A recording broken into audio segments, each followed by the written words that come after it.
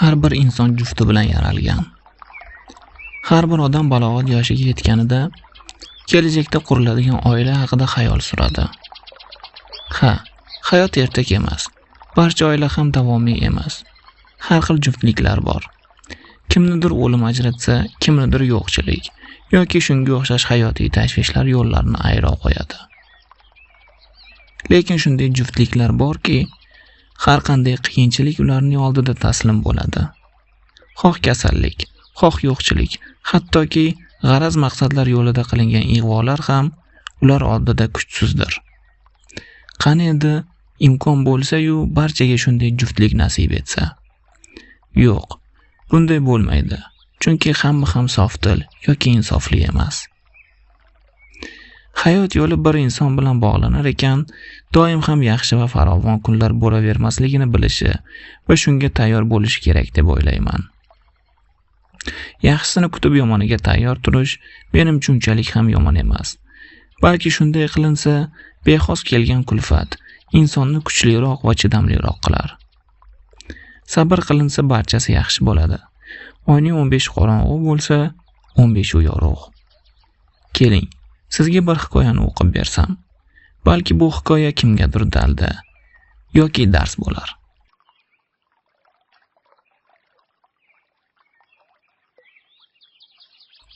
Shohidaning sanatoriyga kelganiga ancha bo'ldi. Tog' havosi yoqdi shekilli, yuziga qizillik yugurib qoldi. Birinchi kunlari palatasidan chiqmasdi, yotardi, televizor ko'rardi. Ovqatlanish uchun oshxonaga zo'rg'a borib kelardi. Ba'zan hamxonasi Muharram palatada yotaverib dimiqib ketmaysizmi degancha ko'chaga sudrardi. Muharram 25 yoshlardagi quvnoq juvon. Dam oluvchi yigitlardan tanishlari ko'p. Tashqariga chiqdimi, o'shalar yetib kelishadi. Muharram ular bilan ochiq-oydin gaplashaveradi. Ba'zan me'yoridan oshirib yuboradi. Shohidaga bunaqa chegaradan chiqishlar yoqmaydi. Mazam qochyapti degan bahonani qilib, shartta palataga qaytadi. Yo'q, yigitlarni yomon demaydi. Balki haqiqatdan ham yaxshi yigitlardir. Ko'ngillarida kiri yo'qdir. Baribir ular gap so'rayvergandan keyin javob berish kerak. Suhbatlashayotganda ko'z oldiga obloquli keladi-yu, Shohida kasalxonada 1 yil yotdi. Shundan 7 oyi gipsda. Shohida yotgan yerda erining borgan sari ozib-to'zib borayotganini ko'rib, u kelganiga ko'zlariga tikilib, uning haroratli qo'llarini yuziga surkardi. Yosh tomchilari yanoqlariga sizib chiqardi. Obloqul uni alqamasdi. Ko'ngli uchun yig'lama demasdi. Mehr to'la ko'zlarini tikib turaverardi. Mana ko'rasan derdi ishonch bilan. Hali hammasi yaxshi bo'lib ketadi. Sen tuzalasan, vrachlar bilan gaplashdim. Menga Shohidani tuzatib bersangiz bo'ldi dedim. Nima kerak bo'lsa topaman dedim. Ular ham qo'limizdan kelgan chorani ko'ramiz, tuzalib ketadi deyishdi. Hali hech narsa ko'rmaganday bo'lib ketasan. O'shanda yana tog'larga chiqamiz, lola teramiz, xo'pmi? Shohida ahvoli og'irligini kasalxonaga tushgandayoq sezgan. Hayotda umidini uzib qo'ygandi. Uy-joy, mol-hol, bola-chaqa u yoqda tursin, o'zini eplay olmasa, boshini yostiqdan ko'tara olmasa, nima qilsin? O'shanda erining kulib turgan ko'zlariga qarab rahmi kelgandi. O'ziga oson, o'ladi, ketadi va assalom. Sho'rlik esa eri esa ovora bo'lib, har hafta Barlosdan Samarqandga kasalxonada yotgan xotinni ko'rgani kelish kerak. Balki bir kun bu yurishlar joniga tegar. Shohida shuni o'ylasa, qo'rqib ketar. Oxirgi daqiqasigacha undan ajrashni istamasdi. Mayli, keyin o'ligini kigizga o'rab Barlosga olib ketsin. Boshqa hech kim emas, faqat u. Kelin bo'lib tushgan, bir dunyo shirin-shirin orzular olib kelgan xonasida hech narsadan bexabar, behis, bejon, tinchgina yotaveradi. Qaynonasi boshida sochlarini yulib yig'laydi. U juda yaxshi ayol. Kelinligining birinchi kunlari unga yoqish uchun vositalar axtarardi. Keyin bilsa qaynonasi ham kelin bilan kelishib, yaxshi yashab ketish uchun vosita axtarayotgan ekan. Keyinchalik shu haqda gaplashib qolib, ikkalasining ham fikri bir joydan chiqib, rosa maza qilib kulishgandi. Yana shahardan ota-onasi borishadi. Hovli yig'di, to'ladi. Onasi uning sovuq qotib qolgan yuzini silaydi. Qizginam, sen o'lguncha men o'lsam bo'lmasmidi? Xudo sening joningni olguncha menikini olsa bo'lmasmidi deya ayuhannos soladi. Keyin u keladi. U mard, chidamli. Baribir sevgan yori Shohidasi bilan vidolashish kerak. Ko'zlari namlanadi. Shohidani esa hayotning hech qanday tashvishlari endi qiziqtirmaydi. Lekin shunga qaramay, qalban azoblanayotgan, g'am-g'ussaga botgan eriga tikiladi. Sochlariga darrov oq oralabdi. Hammasi o'zining o'limi tufayli ekanini anglaydi-yu, sakrab turgisi, "Bo'ldi, ko'p kuyinavermang. Men endi o'lmayman" degisi keladi. Hatto o'rnidan turmoqchi bo'ladi, ammo qimirlay olmaydi. Shunda o'li ekani esiga tushadi-yu, yana hammasiga befarq bo'lib qoladi. Keyin Shohidani kafanga o'rab, chirmab soladilar-da, qabristonga olib jo'naydilar. Hovlida ayollar bo'zlab qolishadi. Ularning ichida onasi bilan qaynonasi ham bor. Bir yoshli o'g'ilchasi qandaydir begona ayolning qo'lida. U ham chirqillayapti. 3 yoshli qizchasi esa qaynonasining pinjiga tiqilganicha yomon hodisa bo'layotganini sezib, qo'rquv aralash bir unga, bir bunga olazarak alanglaydi. Shohidani chiqarishayotganda qaynonasi dod soladi. Tobut ko'targanlarga qizimni bermayman deydi. U Shohidani qizim derdi. Ko'z oldi qorong'ulashib, hushidan ketadi. Ayollar qaynonasi bilan ovora bo'lib qolishadi. Tobut ko'targan erkaklar ham to'xtashadi. U o'z dardi bilan avval hech narsani payqamaydi. Hamma hovliga shoshilayotganini ko'rib, yana bir ko'ngilsizlikni sezib, asta qadam tashlaydi. Onasi hushidan ketgan, shoshib qoladi. Najot izlab odamlarga qaraydi. Shohidasi tirilsagina hamma narsa avvalgi joyiga tushishi mumkin. Ammo Shohida o'lgan. Bu ko'ngilsizlikni kuzatib yotgan Shohida chiday olmaydi. O'rnidan turmoqchi, sakrab yerga tushmoqchi bo'ladi. Lekin mahkam bog'lab tashlashgan. Qo'llarimni yeching, tushay, dardingizga darmon bo'lay demoqchi bo'ladi. Ammo ovozi chiqmaydi. O'lgan. Xo'rligi keladi.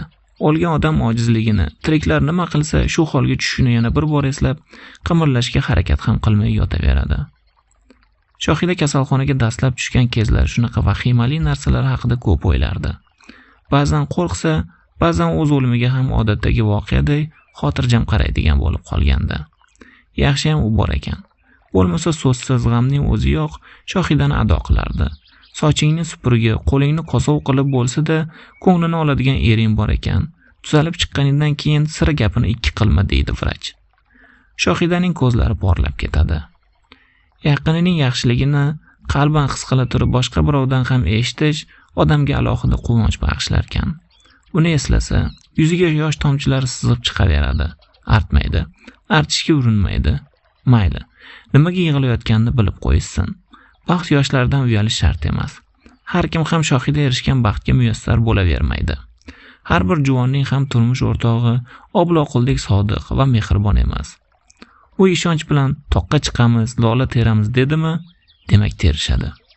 Agar shu gapni kasalxonaga tushgan kunlar aytsa, ishonmas. Mendek bechora xastaning ustidan kulyapti deb xafa bo'lardi. Ammo o'sha damda beixtiyor sevgilisining gaplariga ishongisi, siz juda yaxshi odamsiz deb ko'ksiga minnatdorona bosh qo'ygisi keldi.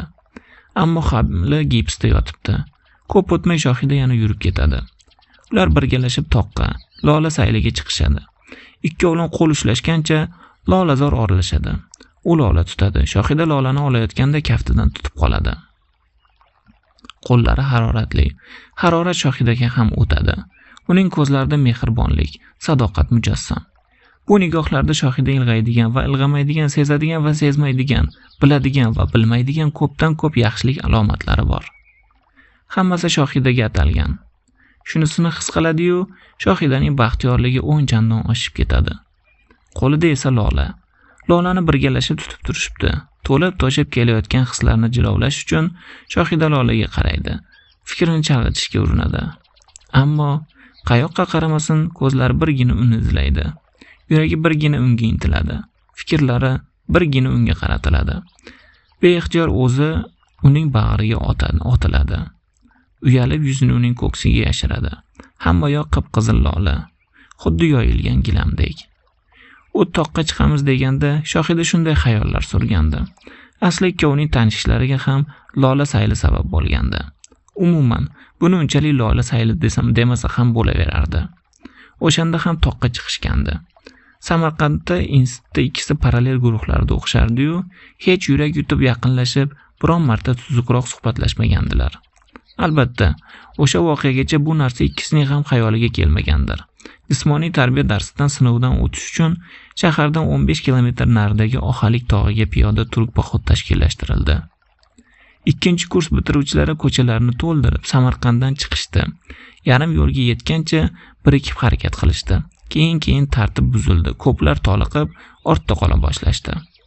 Nozikroq bo'lgani uchun Shohida bir dugonasi bilan eng oxirgilar safida borardi. Bir qishloq yo'lidan o'tishayotganda bir uyga suv ichishga kirishdi-da, charchoq tufayli birpas o'tirib qolishdi. Qaytib chiqishsa, hamma ketib qolgan ekan. Shohidaning madori qurigandi. Dugonasi oldinga qarab qo'yardi. Shohida uning toqatsizlayotganini, lekin ilojsiz ketolmayotganini sezar. Sen boraver desa, mutlaqo yolg'iz qoladi. Buning ustiga sen meni kim deb o'ylayapsan deb xafa bo'lishi mumkin. Shu alfozda sekin-sekin ketisharkan, yo'l chetidagi daraxtlarning soyasida o'tirgan qo'shni guruh talabalardan 4 yigitga duch kelishdi. Shohida dafatan quvonib ketdi. Axir orqada yolg'iz o'zimiz qoldik deb o'ylagandi-da. Xayriyat, birgalashib yo'lga tushishdi. Siz charchab qolganga o'xshaysiz. Keling, yetaklab ketaman, deb javob ham kutmasdan Obloqul ismli yigit qo'lidan ushlab oldi.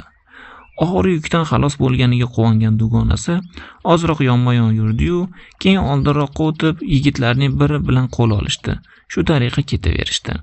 Eng oldinda 2 yigit, o'rtada dugonasi bir yigit bilan, orqada Shohida Obloqul bilan.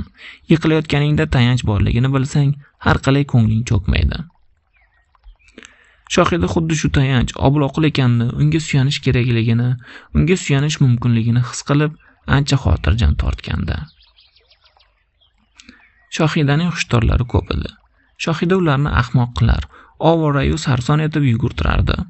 Ammo hozir Obloqulni o'ynatishga holi yo'q. Balki bu ham o'shalarning biridir. Ataylab orqada qolib, uni kuzatib kelayotgandir. Agar shunday bo'lsa, hozir gap boshlaydi. Qiziq latifalar aytadi. Yoqish uchun o'zini yaxshi odam qilib ko'rsatishga urinadi. Mayli, urinaversin, o'zini ko'rsataversin, yaxshi bo'lsa yaxshidir.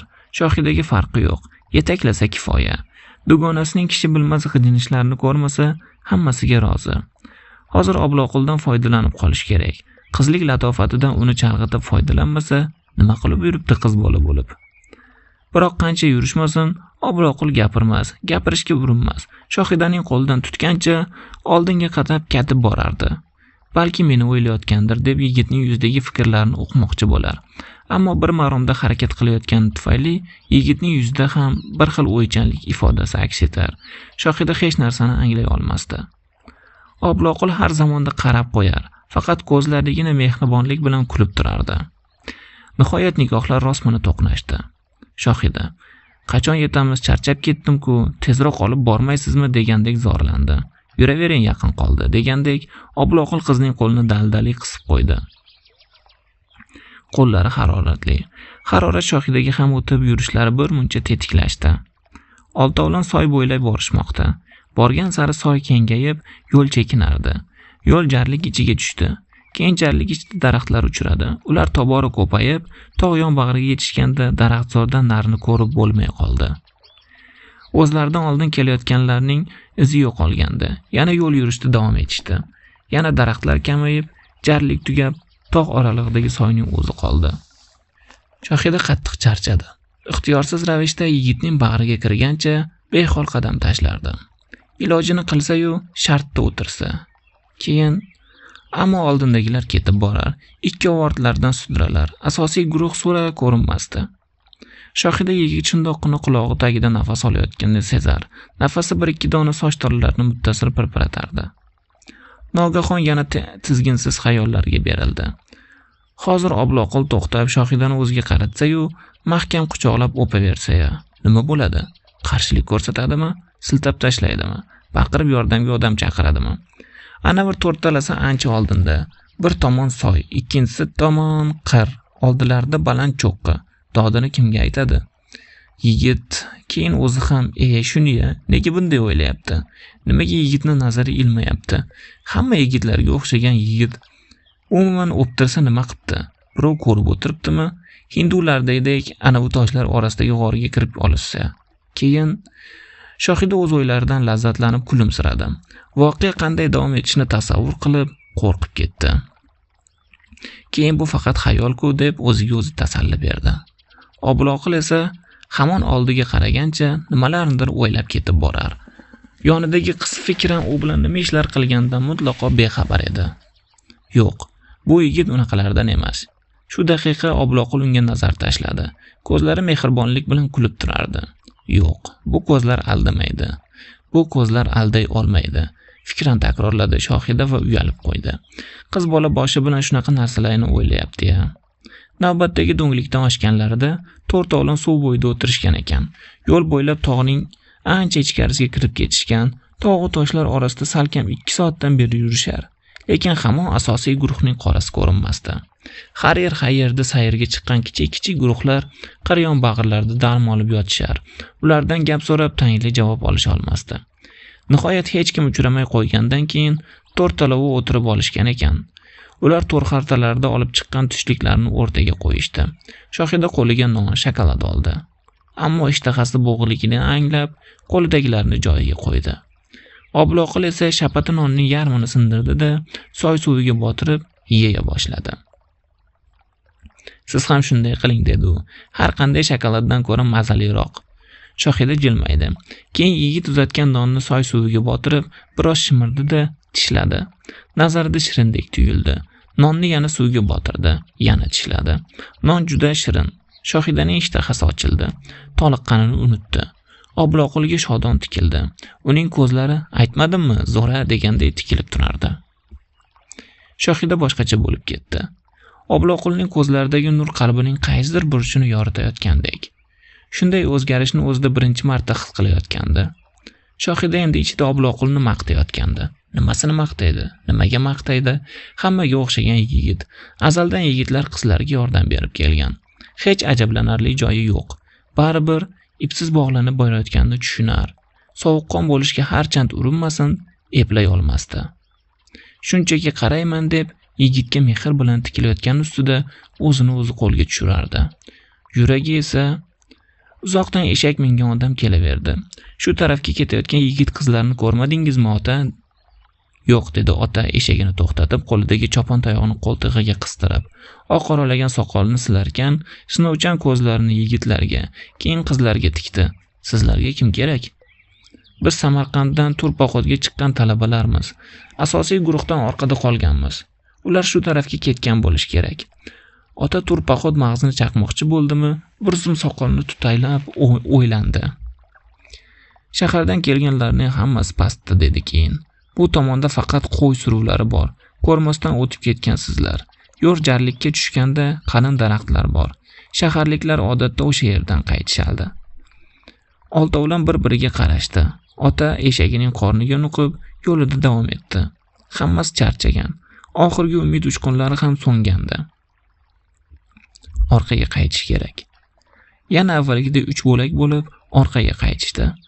Obuloqil Shohidaning qo'lidan tutgancha xotirjam ketmoqda. Kam gapiradi. Har zamonda qarasa, ko'zlari mehr bilan kulib turadi. Bir maromda nimalarnidir o'ylaydi. Bir mahal qirga tikilib qoldi. 10 qadamcha shu alfozda yurdi. Keyin to'xtab turing deb shoshilgancha qiyalab qirga chiqa boshladi. Shohida hayron. Yigitning chaqqon harakatlarini kuzatargan, epchilligini tan olayotganini, ko'rdingmi, qanday zo'r yigit deya o'ziga o'zi maqtayotganini sezib qoldi. Nimasi zo'r deya yuragining ikkinchi tomoni qarshi chiqdi. Oddiy yigitlardan biri. O'jarlik qilma dedi birinchi tomon. Bunaqa yigit har qadamda uchrayvermaydi. Sinash uchun har kuni bunaqa vaziyat bo'lavermaydi. Ha, kim sinar ekan? Vujudida yuz berayotgan hodisani ko'rib ko'rmaslikka olardi ikkinchi tomon. Shu pachoq yigitni sinar ekanmanmi? Nimasini sinayman? Bema'ni gaplaringni qo'ysangchi. Hali bu gaplaring uchun pushaymon yeysan derdi birinchi tomon o'jarlik bilan. Nima? Sen nega meni tinch qo'ymaysan? Nimaga undamoqchisan? Fikringni sezyapman. Shu yigitni sev demoqchimisan? Mana endi ikkimizning fikrimiz bir joydan chiqdi. Hech qachon bunday voqea yuz bermaydi. Buni endi ko'ramiz. Ana qaragin, qandaydir xarsangning yonida cho'kkaladi. Nimanidir oldi. Ana, baland ko'tarib ko'rsatyapti. Lola. Qip-qizil lola ko'tarib, yuzi qizargancha yigit kelardi. Qip-qizil lolani kutib, yuzi qizargancha sevgiga tashna qiz turardi. Lola qip-qizil edi, yuzlar qip-qizil edi. Ular hayajondan ham entikardilar. Lola ikkovining umr yo'lini uzil-kesil bir tomonga burib yuborgandi. O'zidek nozik chiroyli Lolani ko'ksiga bosib, Shohida bormoqda. Charchog'idan asar ham qolmaganday, orqasiga qaramaydi. Ammo u shu damdan boshlab Obloqul Shohida uchun uga aylandi. Yonginasida kelayotganini his qilib, yanada qattiqroq hayajonlanardi. Tog' yo'ldan qaytib tushganlarida kursdoshlarini ko'rib quvonib ketishdi. Keyin bilishsa, o'zlaridan boshqa hech kim toqqa chiqmagan. Ota aytgandek jarlikdagi daraxtzor oralab ketishgan ekan. Institutni bitirishda nikoh to'ylari bo'ldi. Kelin-kuyov qo'sh diplomni qo'ltiqlashib, Barlosga ravona bo'lishdi. Shohida asli qishloq qizi. Otasining xizmati yuzasidan Samarqandga kelib yashab qolishgandi. Kishi qishloqda tug'ildimi, qishloqda o'sdimi, keyin har qancha shaharda yashamasin, g'ala-g'ovurga o'rganmasin, qalbining bir burchagida qishloqqa intilish hissi yashirinib turaveradi. Shu sabablimi, Shohida yangi hovliga tezda o'rgandi. Qaynonasi unga ish qiling demas, sigirni ham o'zi sog'averar, kirni ham o'zi yuvaverardi. Nonni ham hattoki o'zi yopardi. Shohida qaynonasining yordami bilan bu ishlarni o'z qo'liga oldi. Shu orada qizchasi tug'ildi, keyin o'g'li. Hamma ko'rguliklar o'shandan boshlandi. Kichik katta chillalar o'tdi hamki, ishga chiqa olmadi. Hatto emizikli o'g'liga tuzuqroq qaralmasdi-yu, asta-sekin uy tashvishlari yana qaynonasining chekiga tushdi. Shohidaning darmoni ketib borar. Uyda bekorchi xotin bo'lib qolayotgandan vijdoni qiynalardi. Bola tug'ilgandan so'nggi nimjonlik deb o'tib ketsa kerak deb ancha kutishdi. Dastlabki oylarda ahamiyat ham berishmadi. Shohidaning o'zi ham shu fikrda edi. O'zi avvaldan u nimjon qiz edi. Shu nimjonligi bois Obloqul bilan tanishgandi. Qaytadan kuchga kirsa, qaynonasining qo'lidan uy tashvishlarini olishini o'ylab, o'ziga tasalli berardi. Asta-sekin o'zidagi o'zgarish vaqtincha bo'lmay, kuchayib borayotganini tan olishga majbur bo'ldi. Shu orada gripp bilan qattiq og'rib yotib qoldi. Uni kasalxonaga olib borishmoqchi edi. O'laman sattor bormayman, emizikli bolamni qanday tashlab ketaman deb turib oldi. Shohida grippga qadar belidagi og'riq sezilardi. Gripp asoratlari ham qo'shildi-yu, og'riq kuchaydi. U bo'ldi, bu bo'ldi, oradan yana 2 oy o'tdi-yu, Shohida o'rnidan ham tura olmay qoldi. Majburan kasalxonaga, Samarqandga olib borishdi. O'shanda edi-da yotgan joyda o'limini tasavvur qilishlari. Umurtqa suyagi chiriy boshlagan ekan. Davolash juda qiyin edi. Ahvoli og'irligini Shohida ham sezardi. Sezardi-yu, o'lib ketsam u nima qiladi deb azob chekardi. O'lsa, ozmuncha tashvishga qoladimi u? Mendan keyin o'ziga menday xotin topa olarmikin deb qayg'urardi. Ammo ko'nglining bir burchagida o'sha ayolga rashki kelayotganini ham anglab turardi. O'limini kutardi-yu, o'lishni istamayotganini bilib qolardi. Unga ko'p kelavermang, uy ishlariga qarashing derdi-yu, doim o'z yonida o'tirishni istayotganini bilib qolardi. Balki hozirdan yangi xotin izlayotgandir deb o'ylar. Go'yo shunday bo'lishi tabiiydek, uning yonida boshqasini ko'z oldiga keltirardi. U kuyovlik kiyimida, yonida har yerga burkanib, uyalgancha kelin poshsha turibdi. Qizchasi qaynonasining qo'lida, o'g'ilchasi bir chetda mo'ltirashadi. To'yxonaning bir burchagida gipslangan Shohida yotibdi. Kelin kuyovga qaraydi-yu, o'zini tuta olmaydi. U esa axir o'zining shuni istaganding-ku, baribir erta-indin o'lib ketadigan odamsan. Men esa yashashim kerak. Ko'rdingmi? Qanday chiroylisidan topdim deydi. Shohidaning battar hovliga keladi. Baqirib yig'lamoqchi bo'ladi, ammo ovozi chiqmaydi. Tura solib kelinni kosov bilan quvib chiqarmoqchi bo'ladi. Ammo gipsda yotibdi. Kelin kuyov tantana bilan Shohidaning yonidan o'tib ketadi. O'tirganlar o'rnlaridan turib, qarsaklar bilan ularni olqishlaydilar. Shohidani esa o'tgan-ketgan turtadi, masxaralaydi. Shunday bo'lishi kerak edi. Shohida buni yaxshi tushunadi. Ammo tushunish boshqa-yu, hayot o'yinlarini o'z boshingdan o'tkazishing boshqa ekanda.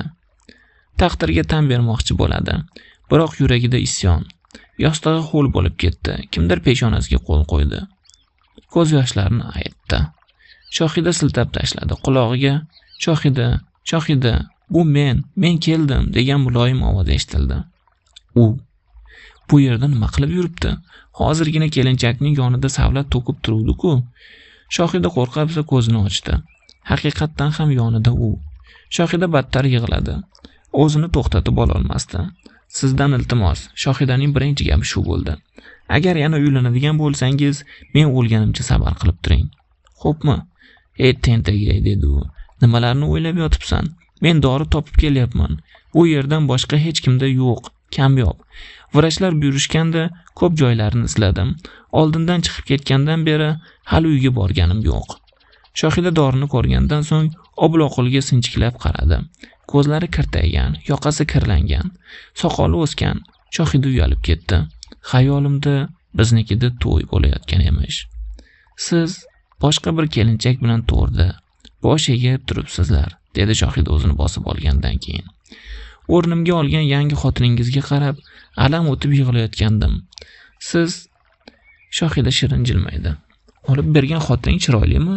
Judayam. Sizga yoqdi. Shohida davom eta olmadi. Yana kelinchakka rashki qo'zidi. Menga balki faqat sen kerakdirsan. Balki men faqat sen uchun. Uning sokin ovozi Shohidaning vujudini jimirlatib, rohatli bo'shashtirib yubordi.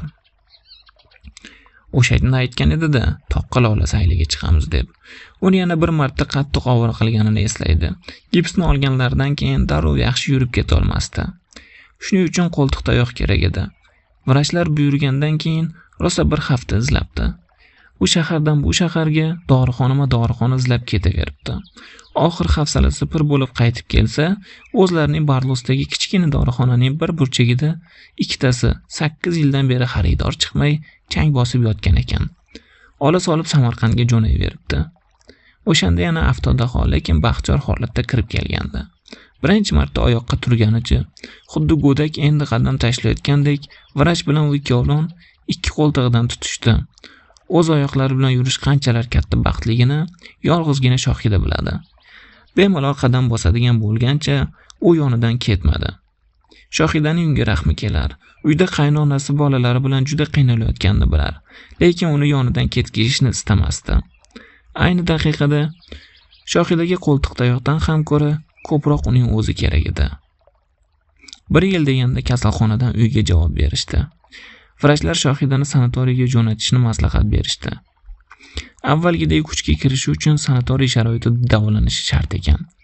O'shanda Norxonning onasi yana Usmonga o'xshaganlar sanatoriyda xotinlar unaqa bo'lib ketadi, bunaqa bo'lib ketadi deyishaversa, u ancha o'ylanib qolibdi. Oxiri ko'ngildagi hamma gumonlarni yengdi. Muharram sanatoriyga Shohidadan sal oldin kelgan. Shu yerdaroq o'zining aytishicha 200 yigitni telba qilibdi. Kasalxonaga tushgandan keyin sil bo'lding deb eri tashlab ketganmish. Shuning uchun jamiki erkak zotini ko'rarga ko'zi yo'q edi. Fikri zikri to'g'ri kelganini boplash, xushbichim juvon bo'lgani uchun sanatoriyada ham ancha xushtorlar orttirgan. Ataylab birini ikkinchisiga tezlab, urishtirib o'zi huzurlanib yurardi.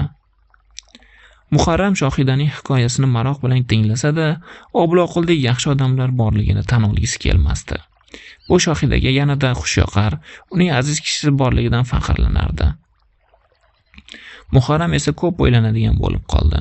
Shohidadan takror Obloqul haqida so'rar, qanday xabar olganlarini, dori izlaganlarini juda aniq bilgisi kelardi. Muharram asta-sekin Shohidaga bog'lanib borar. Ilgari ko'chaga sudraydigan bo'lsa, endi palatada o'tirib uzoq suhbatlashardi. Gap qayoqqa aylanmasin, oxir-oqibat unga taqalar. Keyin xayol surib o'tirib qolardilar. Xat orqali uning suratini olishdi. Suratdagi ko'zlari mehribonlik bilan tikilib turgan yigitga Muharram uzoq tikildi. Ko'nglidan ko'p narsalar o'tayotganini tushunib, Shohida indamasdan kuzatdi. Muharramning qo'llari titrardi. Surat polga tushib ketdi, ammo Muharram buni sezmadi. Shohida dugonasining holatidan ko'ngli buzilib, qimirlolmay o'tiraverdi. Muharramning boshi egilgan, ko'zlarini tuman qoplagan. Yoningdagi kishi ham chekayotganini ko'rsang, aslo kulib o'tolmaysan. Uning g'ami zarracha bo'lsa-da, senga ham ko'chadi. Shohida Muharramni tashlab ketgan bevafoni juda yomon ko'rib ketdi. Yomon ko'rish oddiy munosabat, nafratini ifodalashga so'z yo'q. Balki oralardan biron gap o'tgandir, ammo qaysi mard erkak xotinini qiyin ahvolda kasalxonada yotganda tashlab ketadi? Xotin degan insonga aynan o'sha vaqtda tayanchi, mehri, sadoqati kerak-ku. Nihoyat Muharramning dardi biroz kamaydi shekilli, suratni qidirdi. Hijolatlik bilan poldan avaylab olib, puflab Shohidaga tutarkan, siz juda baxtiyorsiz dedi. Ko'zlarida yosh g'iltilladi. Kafti bilan yoshini artdi-da, o'zini oqladi. Ko'nglingizga kelmasin. Men shunchaki, hali ko'rasiz, menga ham Obloqul akaga o'xshagan yigit uchraydi. Uchramasa, o'zim izlab topaman. Muharram kulimsirashga harakat qildi. O'shanda sizga suratini yuboraman. Mana ko'rasiz.